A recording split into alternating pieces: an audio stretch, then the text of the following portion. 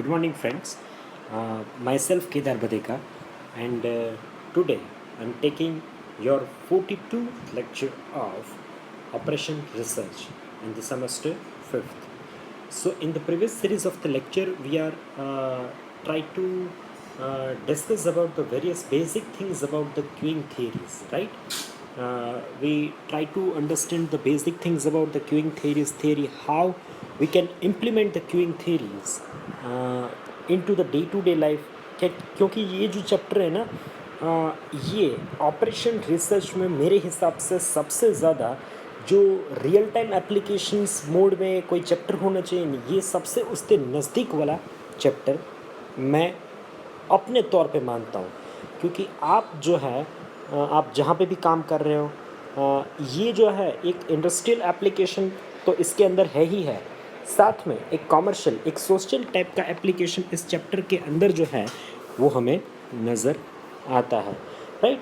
तो उसके last lecture के अंदर जो हमने बेसिक थिंग्स जो हमने डिस्कस की थी, तो उसके बारे में उस बेसिक थिंग के अंदर हमने ये शायद डिस्कस किया था कि क्या क्या कंपोनेंट्स होते हैं, कौन से टर्म्स जो है वो इम्पोर्टेंट्स है, किस तरीके से जो है वो arrival distributions, departure distribution, service channels, right, number of the customer which is allowed in the system, customers behaviours, right. वो बेसिक थिंग्स जो है उसके साथ उसके हमने जो मेरे हिसाब से मैंने एक लास्ट में आपको एक काम के साथ जो लेक्चर को मुझे एंड किया था मैंने, वो काम ये था कि आप नेक्स्ट लेक्चर यानी ये लेक्चर तक आइए तक आप आओ, उससे पहले जो इक्वेशंस, राइट, कि कितने number of customer which is allowed in the queue, number of customer which is available और allowed in the queue in the systems, right. वो जो था वो हाँ, मैंने उस जो इक्वेशंस थे, जैसे ट्रैफिक इंटेंसिटी था, तो कैसे किस इक्वेशन से हम लोग ट्रैफिक इंटेंसिटी जो है और utilization factor we can also say that उसको फाइंड आउट कर सकते हैं। तो वो मैंने प्रीवियस चैप्टर के अंदर वो आपको एक 11 से 12 जो इक्वेशंस थे वो मैंने आपके साथ वो शेयर किया था, और मैंने आपको बोला था कि आप नेक्स्ट लेक्चर में प्लीज़ आइए, उससे पहले अगर आप ये प्रिपेयर कर लेंगे तो फिर मुझे जब मैं आपको एग्जांपल, मैंने लास्ट में एक आपको एग्जांपल भी करवाया था, तब एग्जांपल हम लोग करेंगे तो उसके पहले अगर आपको ये इक्वेशंस जो है, right, L S, L Q, W S, W Q, ये जो सारे जो है waiting in the system, waiting in the Q, waiting in the, right, तो ये अगर आपको पता होगा, आपको आप रट के आए हैं, तो फिर जो है वो मेरे लिए काफ़ी इजी हो जाएगा आपको समझाने में, कंसेप्चुअल तरीके से आपको समझाने में कि इसका कैसे इसका यूज़ किया जा सकता है। तो आज के लेक्चर के अंदर हम लोग बेसिक थिंग्स जो है उसको अब नेग्लेक्ट करके मैं ऐसा सोच लूँगा कि आपको ये चीज़ पता है, और अब मैं आज के लेक्चर के अंदर आपके साथ जो है वो एग्ज़ाम्पल शेयर करने वाला हूँ।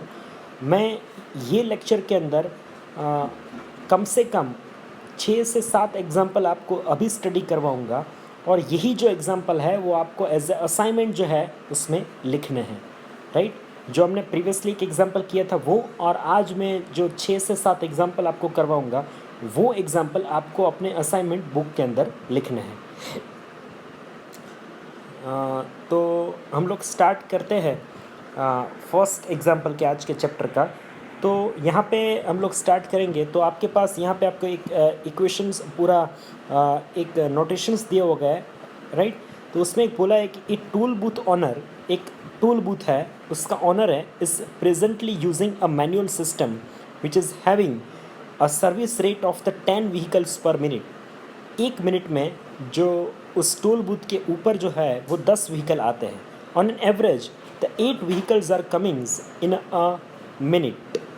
On an average the 8 vehicles are coming in a minute. तो उस कंडीशंस को जो है वो आपको ध्यान में रख के आपको first you have to identify, calculate the utilization factors of the booth operator, then the idle time for the booth operators in a day which is having the working hour of the 8, अगर आपको ये सोच के उसको ideal time उसका find out करना है कि वहाँ पे जो है टोल बूथ का वर्किंग आवर्स जो 8 घंटे रहता है, the number of person which is waiting in the system, number of person which is waiting in the Q, average waiting time in the Q, and a total time which is spent in the systems.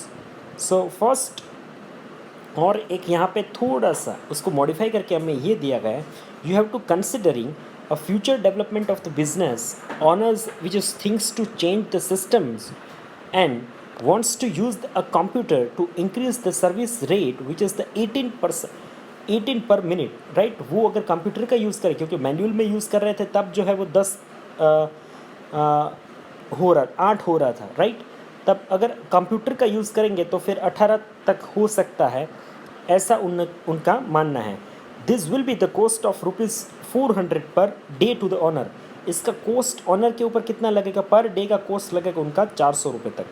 If the goodwill cost of having to wait is estimated is ₹2 per minute for the waiting, एक goodwill cost जो लगेगा wait करने के पीछे वो ₹2 per minute का हो सकता है.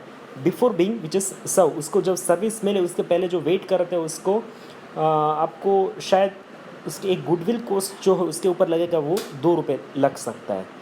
Should the owner is switch over to computerize system, क्या ऑनर को कंप्यूटराइज सिस्टम के ऊपर जाना चाहिए? Suggest assume the 8 hour per shift.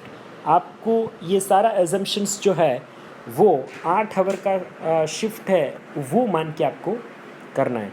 तो यहाँ पे आपको क्या पहले दिया गया है? द व्हीकल अराइवल रेट, कितने व्हीकल्स आते हैं. तो अराइवल रेट आपको लैम्बडा दिया गया है 8 पर मिनट. अब कितने को सर्विस दे सकते हैं? तो कि 10 को 1 मिनट के अंदर जो है वो सर्विस दे सकते हैं. तो सर्विस रेट जो है mu which is the 10 vehicles per minute. तो पहले उसको यूज़ करके utilization factor rho is equal to lambda per mu.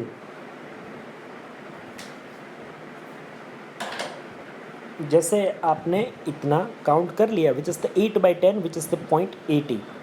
Since अब दूसरा चीज़ क्या बोला था? The idle time for the booth operators in a day which is the working hour of 8, right? Since the utilization factor is 0.8%, so the ideal time factor is 0.2.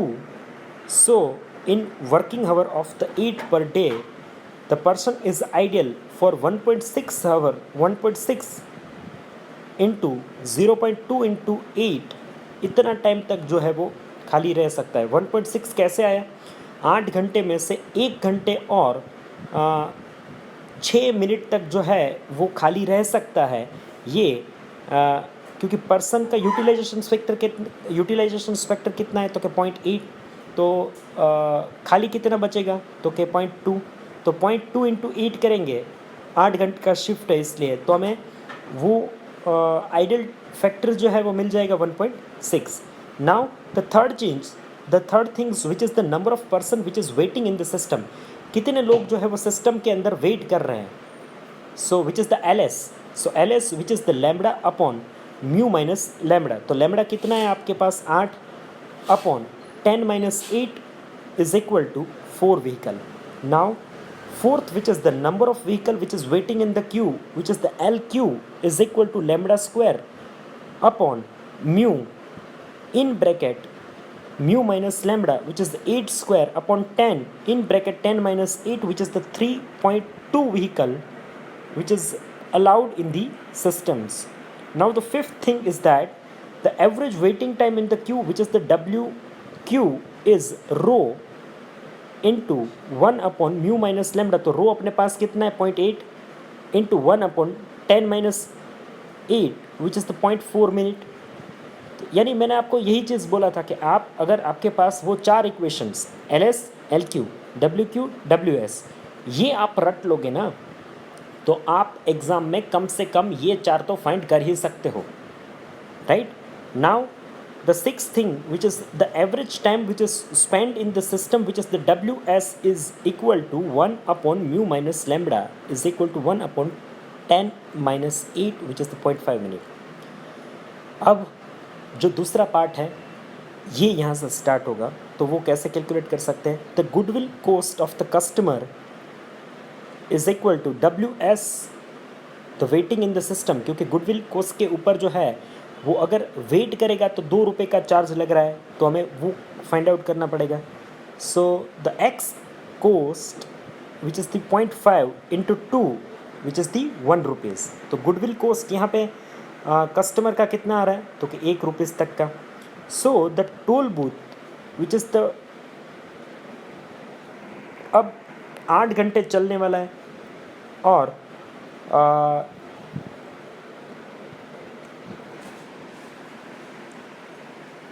आप ये हिसाब से सोचिए कि 8 घंटे जो है वो शिफ्ट के टाइम है, और ये हमने इस हिसाब से कैलकुलेट करके अगर चले तो टोल बूथ के ऊपर अगर कंप्यूटराइज सिस्टम लगाने के बाद 480 vehicles are coming in the hour, right, 60 minute है इस हिसाब से। तो इस हिसाब से 8 घंटे के शिफ्ट में जो है 8 व्हीकल तो नॉर्मली आ रहे थे, राइट। तो 1 मिनट के अंदर अगर 60 आ रहे हैं, तो इस हिसाब से कंप्यूटराइज सिस्टम वाले जो दूसरे पार्ट है उसमें the 480 vehicles are coming in the hours. So the total 3840 vehicles are coming in a day. पूरे दिन में जो है इतने व्हीकल्स आ सकते हैं। अब उसके हिसाब से गुडविल कॉस्ट जो है वो कितना लगेगा?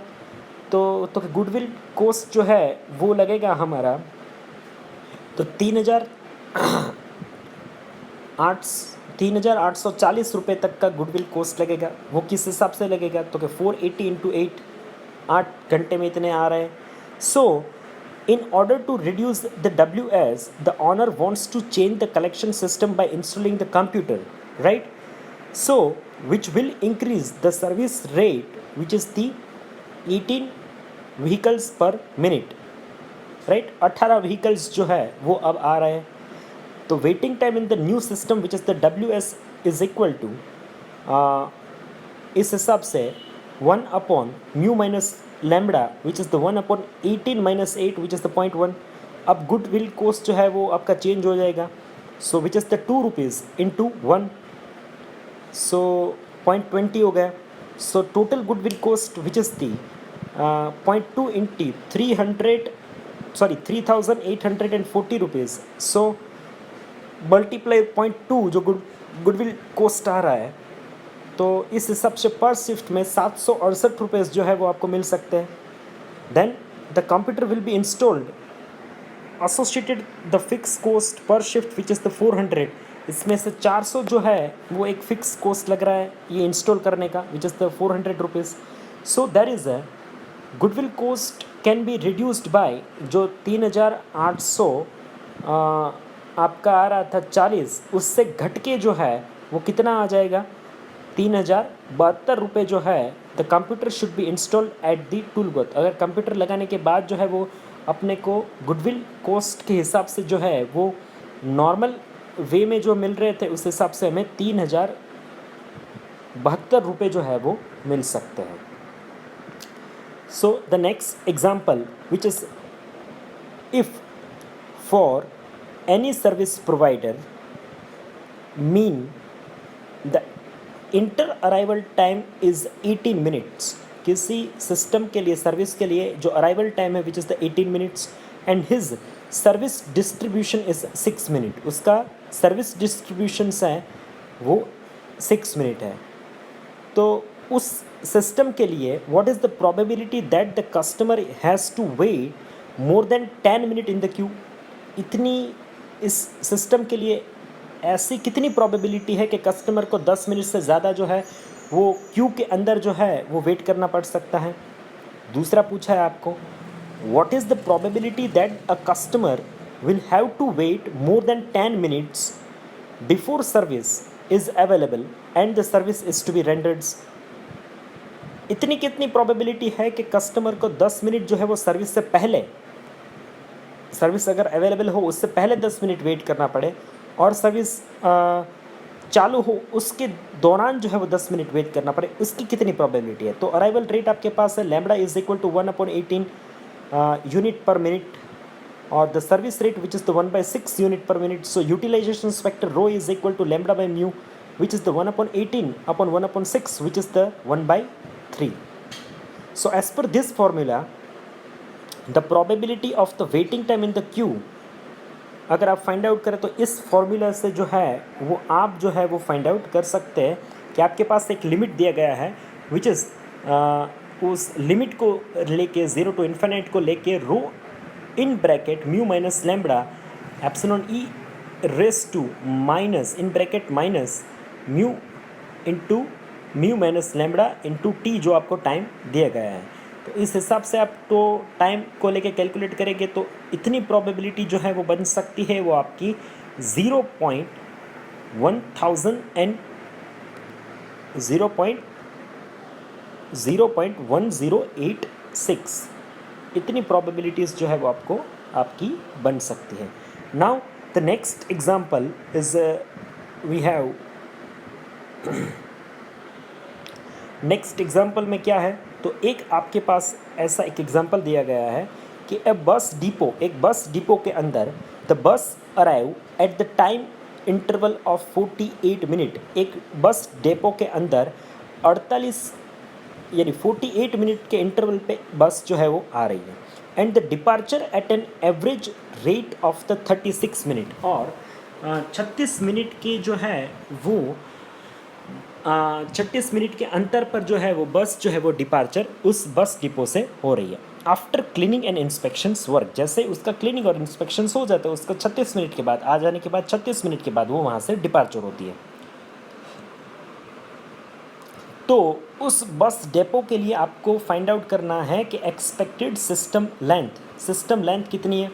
The probability that the queue size is exit 6. So यहाँ पे arrival rate which is the lambda is equal to 48 1/48 buses per minute, right. इसके इंटरवल पे आ रही है. Nine the service rate which is the mu is equal to 1/36 minute 1/36 buses per minute. So the traffic intensity rho is equal to lambda upon mu is equal to 1/48 upon 1/36 which is the 3/4. So the expected Q size यानी Q का जो है वो size बोला है तो Q का size कैसा निकाल सकते हैं तो कि सिस्टम और वेटिंग दोनों को मिला के तो आपको लेंथ ऑफ सिस्टम मिल जाएगा तो उसको बोलते हैं expected Q size which is LS is equal to rho upon 1 minus rho which is the 0.75 upon 1 minus 0.75 which is the 3. Now the second thing is that the probability of the queue size is that which is exits more than 6. So यहाँ पे आपको वो एक चीज़ पहले ही आपको जैसे हमने identify किया था कि आपको एक नंबर दिया गया होगा, राइट. तो आपके पास रो है उसके ऊपर i+1 बोला था तो आपको यहाँ पे नंबर क्या बोला है 6, राइट. तो इतनी कितनी प्रोबेबिलिटी है तो यहाँ पे आपको लिखना है rho that is the 0.75 raised to 6 plus 1 which is the 0.75 raised to 7 which is the 0.1334. इतनी प्रोबेबिलिटी जो है वो बन सकती है कि वो क्यू साइज जो है वो 6 से बढ़ सकती है. इतनी प्रोबेबिलिटी 6 के लिए है. So this is example of fourth example of our system. Now this is the sixth example. एक बैंक के बारे में आपको यहाँ पे बोला गया है. There are the 15 bank cash collections counter. वहाँ पे जो है वो 15 बैंक कैश कलेक्शंस काउंटर है बैंक के अंदर. The average time which is taken by each customer at the desk is 4 minute. हर एक डेस्क के ऊपर कस्टमर कितना टाइम लगा रहा है तो कस्टमर जो टाइम लगा रहा है वो ऑन एन एवरेज टाइम है which is the 4 minute. Now during the peak और हम लोग पिक हावर्स की बात करें the normal and low period which is 150, 75 and 20 customers are coming in an hour. तो अगर नॉर्मल और पिक अगर पीक की बात करें तो पीक में 150 कस्टमर, नॉर्मल में 75 कस्टमर्स, और लो टाइम के अंदर जो है वो जैसे 10 बजे कस्टमर 150 कस्टमर हो सकते हैं, नॉर्मल यानी कि 12 बजे के अराउंड जो है वो इतने कस्टमर हो सकते हैं, 75 कस्टमर हो सकते हैं। 3 यानी बैंक ख़त्म होने के आसपास जो है वो कस्टमर काफ़ी कम रहते हैं, तो उस दौरान जो है वो आपका इतना चांसेस हो सकते हैं कि 20 कस्टमर बैंक के अंदर रह सकते हैं, पर हावर जो है वहाँ पे आ सकते हैं। The corresponding expected waiting time is 15, 10 and 5 minutes. उस हिसाब से उस टाइम के दौरान जो कस्टमर को वेट करना पड़ सकता है वो 15 मिनट, 10 मिनट और 5 मिनट हो सकता है। Now calculate how many number of counters are should be operate during the each period।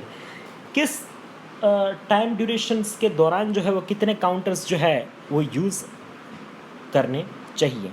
तो यहाँ पे आपके पास सर्विस रेट जो है वो कस्टमर को हर एक डेस्क के ऊपर ऑन एन एवरेज 4 जो है वो मिनट लगता है। So service rate mu is equal to 1/4 customer per minute, यानी 1 घंटे के अंदर जो है वो 15 customers per hours they are taking the service. So now during the peak period per hour 150 customers are arrive at the bank। Peak durations के time पे 150 लोग जो है वो पिक ड्यूरेशंस में बैंक के अंदर जो है वो आते हैं। तो यहाँ पे आपके पास अराइवल रेट हो गया, जो है वो आपको पता चल गया, विच is the 150। Now the each counter expected time which is the 15 minutes. So the waiting in the system, कितना वेट करना पड़ सकता है और कितने काउंटर हमें चलाने चाहिए, ये इस हिसाब से the waiting time in the system which is the rho upon mu minus lambda. So यहाँ पे उसको कैलकुलेट करें तो 15/60 is equal to lambda upon 15। So इस हिसाब से अगर हम लोग कैलकुलेट करें तो लैम्बडा आपके पास जो है वो अनआइडेंटिफाइड फैक्टर्स है, राइट। बाकी के सारे फैक्टर्स आपके पास है, जैसे म्यू जो है वो 15 मिनट तक जो है वो 15 मिनट कस्टमर जो म्यू जो है वो 1 घंटे में हम लोग 15 कस्टमर्स को जो है वो सर्विस दे सकते हैं। तो इतना डेटा, इतना जो है वो आपके पास अवेलेबल है। तो इस हिसाब से आप अगर म्यू को फाइंड आउट करेंगे तो देयर आर द 12 कस्टमर्स पर हावर जो अराइवल रेट के हिसाब से हो सकते हैं। नाउ द अराइवल रेट जो है वो यहाँ पे आपको पता चल गया, विच is the 12। Now the total number of customer which is arriving पर हावर्स, यानी आपको 60 डिवाइड बाई 12 जो उस हिसाब से आप अगर कैलकुलेट करेंगे तो कितने कस्टमर पिक टाइम में आ रहे हैं, तो कि 150। Now the number of counter which is requireds to kept open, कितने काउंटर जो है वो आपको ओपन करने चाहिए, तो उस हिसाब से 150 divide by 12 which is the 13 counters, right. आपको पिक ड्यूरेशंस के अंदर 13 काउंटर्स जो है वो आपको ओपन रखने चाहिए। अब उस हिसाब से नॉर्मल पीरियड की अगर बात करें तो उस दौरान जो है वो 75 कस्टमर्स जो है वो आ रहे हैं बैंक के ऊपर। तो यहाँ पे भी जो है वो आप इस हिसाब से कैलकुलेट कर सकते हैं। इस हिसाब से जो है वो expected time which is the 15, वहाँ पे कितना वेट जो है वो करना पड़ सकता है उस दौरान, विच is the 10 minute. So 10 divide by 60। सो आपके पास जो है वो यहाँ पे also the lambda which is the unidentified factors, right. आप इस इक्वेशन को सॉल्व करेंगे तो आपको लैम्बडा मिलेगा 7 कस्टमर्स पर हावर्स जो है वो सर्विस ले सकते हैं। और इस हिसाब से उस नॉर्मल ड्यूरेशंस में 75 कस्टमर्स जो है वो आ रहे हैं, तो उस हिसाब से आपको 1 घंटे में अगर 7 आ रहे हैं तो कितने काउंटर रखने चाहिए, तो 75 divide by 7 which is the 11 counter you have to open during the normal periods, right. Now which is the lower period, अब लोअर पीरियड में कितने कस्टमर आ रहा है 20, और वेट कितना करना पड़ सकता है, which is the 5 minutes. So यहाँ पे आपको लैम्बडा मिलेगा, there are the 2 customer taking the service per hours, और 20 कस्टमर आने के चांसेस हैं, तो 20 divide by 2 which is the 10 counters which is required during the lower period. तो इस हिसाब से आप इस एग्जाम्पल को जो है वो सॉल्व कर सकते हो. Next example we are taking here is which is a customer which is arrive at one window drive. Customer जो है वो एक खिड़की पे आ रहा है window drive according to the positionary distributions with a mean of the 10 minutes, right. तो उसका अराइविंग है which is the 10 minutes and service time per customer is exponentially with a mean of the 6 minutes. तो यहाँ पे service which is the 6 minute, तो 10 minute का जो time है उसके इंटरवल पे आ रहा है. तो कितने व्हीकल्स आ सकते हैं, तो आपका अराइवल रेट जो है हो जाएगा lambda which is the 10 minutes which is the 6 vehicles पर हावर जो है वो एक खिड़की के सामने आ सकते हैं. और कितने को सर्विस मिल सकती है, कि 6 को सर्विस मिल सकती है. तो इस हिसाब से 1 घंटे के अंदर 10 व्हीकल जो है उसको सर्विस मिल सकती है. The space in front of the window can accomodates only the 3 vehicles. उस विंडो के सामने आरटीओ के अंदर इतनी ही जगह है कि उसके सामने 3 व्हीकल जो है वो खड़े रह सकते हैं, right, including the service one. जो सर्विस ले रहा है उसको काउंट करके 3 वहाँ पे जो है वो व्हीकल सामने खड़े रह सकते हैं. Other vehicles have to wait outside the space, right. बाकी को जो है वो बाहर के साइड खड़े रह के वेट करना पड़ेगा. तो आपको यहाँ पे क्या कैलकुलेट करना है, the probability that an arriving customer can drive directly to the space in front of the window. इतनी कितनी प्रोबेबिलिटी है कि कोई कस्टमर्स आएगा तो उसको सीधा खिड़की के सामने ही खड़ा रहना होगा, खड़ा रहने की जगह मिल जाएगी. एक दूसरा, the probability that an arriving customer will have to wait outside the directed space. इतनी क्या इसके लिए कितनी प्रोबेबिलिटी है कि अगर कस्टमर आ रहा है तो उसको आउटसाइड में वेट करना पड़ेगा. And how long the arriving customer is expected to wait before getting the service. और कस्टमर को सर्विस लेने के पहले कितना वेट जो है वो करना पड़ता हो सकता है. तो ये 3 चीज़ जो है वो आपको आइडेंटिफाई करनी है. तो यहाँ पे आपके पास जो है वो अराइवल रेट है lambda which is equal to 10 minutes जो है उसके इंटरवल पे आ रहा है. तो 1 घंटे के अंदर जो है वो 6 व्हीकल आ सकते हैं. सर्विस रेट जो है एक को 6 मिनट लग रहा है, यानी 1 घंटे के अंदर हम लोग 10 व्हीकल्स को सर्विस दे सकते हैं. इस हिसाब से इसका ट्रैफिक इंटेंसिटी फैक्टर्स जो है वो बन जाएगा 6 विच इज़ 6, यानी lambda divide by mu which is the 6/10 which is the 0.60, right. 0.60 हो गया. अब पहले के लिए प्रोबेबिलिटी फाइंड करेंगे. The probability that an arriving customer can drive directly to the space in front of the window which is the, इसके लिए probability कि वो सीधा 1 नंबर पे आ जाएगा which is the 1 minus rho which is the 1 minus 0.6 which is the 0.4% की probability है. Now second probability, the probability that an arriving customer will have to wait outside the directed space. तो इसके लिए कितनी probability है, so rho raise to i plus 1 which is the rho plus i, यानी 3 customer तो already है, 3 customer रह सकते हैं. तो 3 हो गए तो चौथे को बाहर रहना पड़ेगा. तो यानी आप जो है वो चौथे कस्टमर है उस हिसाब से आपको कैलकुलेट करके जाना पड़ेगा. तो 3 + 1 जो है आप चौथे, इसलिए आप बाहर है. तो रो रेस टू 4, क्योंकि 3 अंदर रह सकते हैं तो 3 + 1 हो जाएगा, तो चौथे आप बाहर खड़े रहेंगे. तो इसकी प्रोबेबिलिटी आपकी रह सकती है 0.6 raise to 4 which is the 0.1296. Now the customer is expected to wait before the getting service. So which is the waiting time in the system which is 1 upon mu minus lambda which is 1 upon 10 minus 6 which is the 15 minutes customer have to wait before getting the service. Customer को service लेने से पहले 15 minute जो है वो शायद वहाँ पे वेट करना पड़ सकता है. So this is about this solutions. Now next example, a copy maker has 1 copy making machines. एक copy maker के पास एक copy making machines है and he operate as the comes. वो जो कैसे ऑपरेट कर रहा है, जैसे वो कोई जेरॉक्स करवाने आएगा उस हिसाब से उसको कॉपी करके देगा, उस हिसाब से वो काम कर रहा है. The order arrival is Poisson-Lee distributions which is having the interval time of the 0.5 minutes. तो अराइवल रेट जो है वो 0.5 है, तो 1 घंटे के हिसाब से कितने कस्टमर आ सकते हैं 0.5 इंटू राइट, तो 0.5 मिनट जो है वो के इंटरवल पे आ रहा है, तो 12 कस्टमर जो है 12 कस्टमर 1 घंटे के हिसाब से आ सकते हैं। और एक को सर्विस देने में कितना जो है वो टाइम लग सकता है, तो कि 3 मिनट का टाइम लग सकता है। तो 20 कस्टमर को जो है वो पर घंटे के अंदर हम लोग सर्विस दे पाएंगे। आपको यहाँ पे आइडेंटिफाई क्या करना है, utilization factor, idle time for a machines in a day which is having the working hour of 10 hours. अगर मशीन 10 घंटे काम कर रहा है तो 10 घंटे में से कितने घंटे जो है वो आइडल रह सकता है। Number of person which is waiting in the system, number of person which is waiting in the Q and average waiting time in the Q.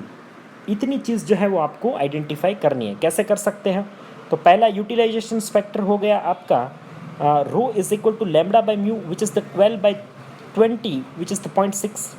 Now the idle time which is the 1 minus rho which is the 1 minus 0.6 which is the 0.4 which is the 40% जो है वो machine जो है वो idol रह सकता है 10 घंटे के अंदर। Now number of person which is waiting in the system ls is equal to lambda upon mu minus lambda which is the 12 upon 20 minus 12 which is the 1.5. Number of person which is waiting in the queue lq is equal to lambda square upon mu in bracket mu minus lambda, तो वो आपको मिल जाएगा 0.9।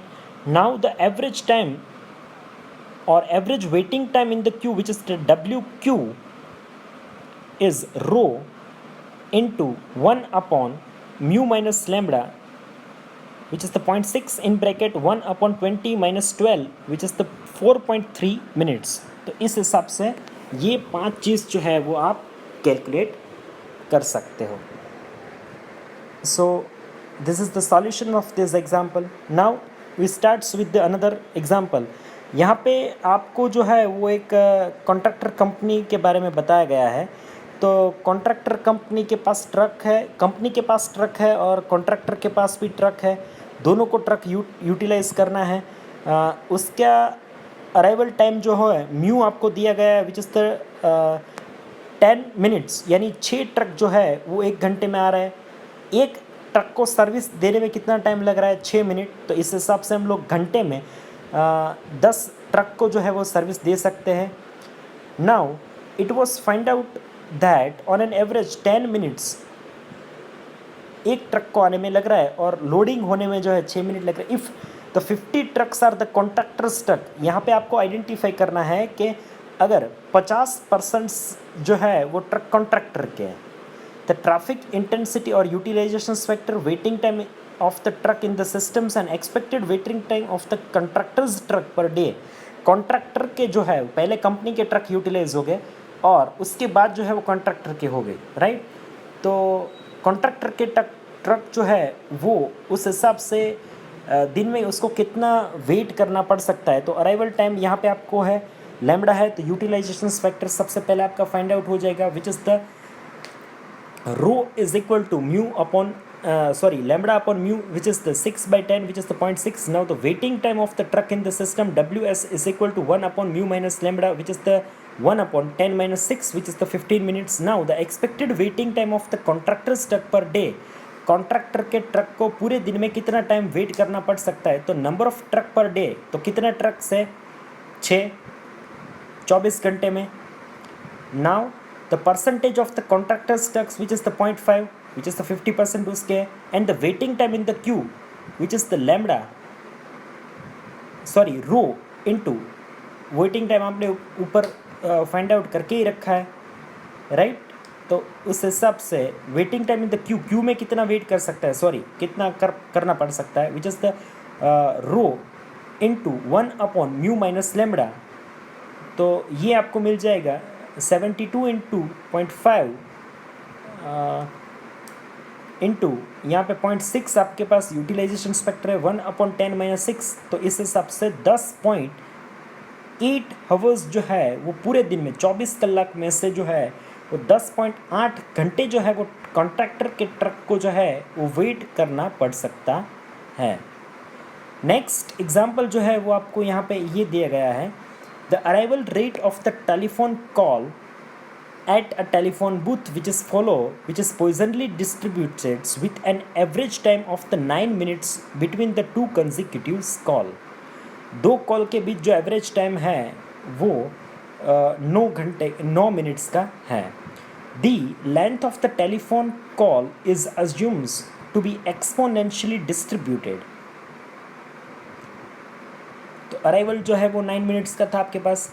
अब जो length यानी एक तरीके से सर्विस रेट जो है वो आपको दिया गया है। अब इस हिसाब से आपको कैलकुलेट करना है, determine the probability that a person arriving at the telephone booth have to wait. Customer अगर आ गया तो उसको वेट करना पड़ सकता है, इसकी कितनी प्रोबेबिलिटी है। Find out the average length, average queue length that is forms for the time to time. कितनी लेंथ जो है, कितनी लेंथ की क्यू जो है वो टाइम टू टाइम फॉर्म हो रही है। थर्ड चीज़ जो है, ए telephone company will install a second booth. Telephone company को इतनी कितनी ज़रूरत लगती है कि वो उसको दूसरे बूथ जो है वो उसको लगाना पड़ेगा। When convince that the arrival would expects to have to wait at least 4 minutes पर फोन। अगर कोई आता है तो उसको 4 मिनट से ज़्यादा खड़ा रहना पड़ रहा है, तो इस हिसाब से आप उसको टेलीफोन कंपनी को कन्विंस कर सकते हैं कि वो दूसरा टेलीफोन बूथ लगाए।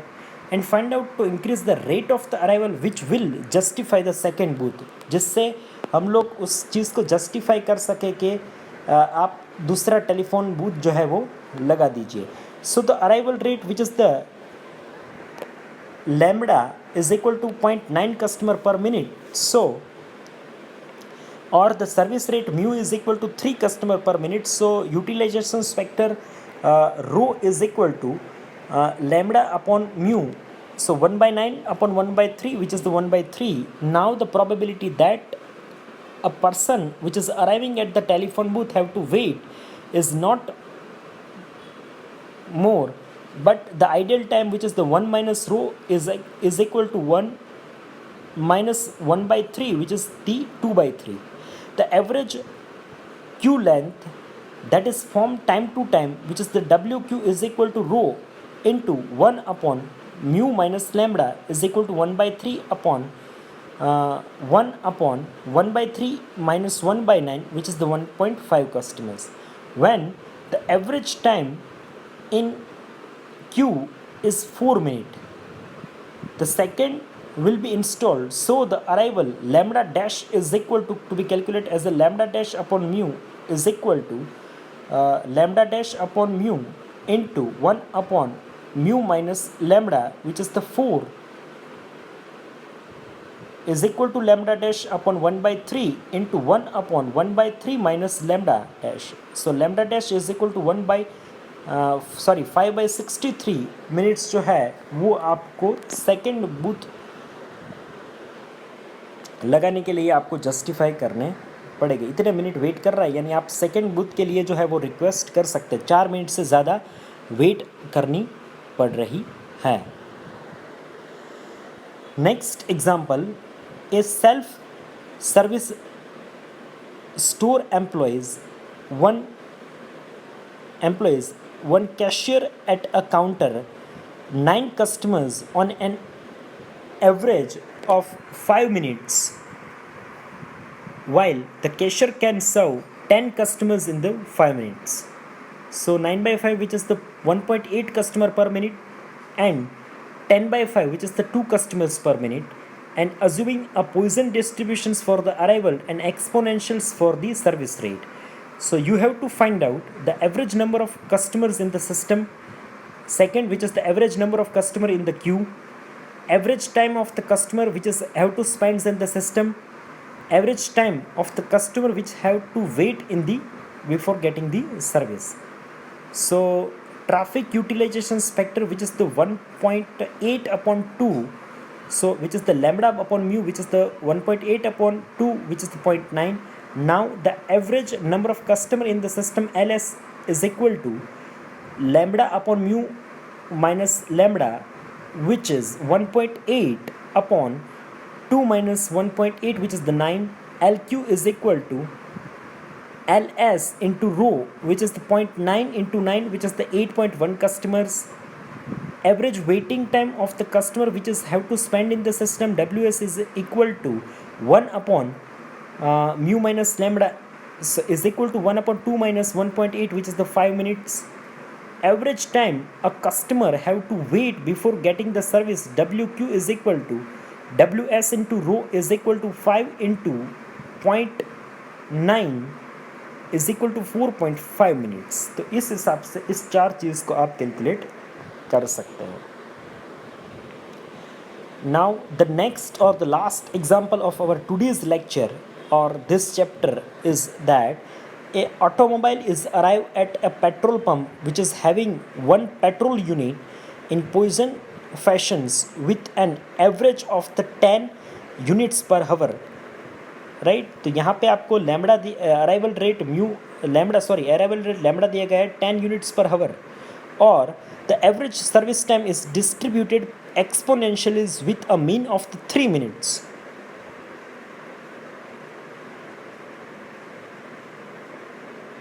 यानी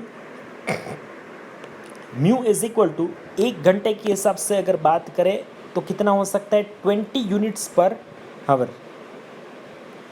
So the utilization factor rho is equal to lambda upon mu is equal to 10 by 20, which is the 0.5. Now you have to identify the number of unit in the system. So LS is equal to lambda upon mu minus lambda, which is the 0.5 upon 1 minus 0.5 is equal to 1.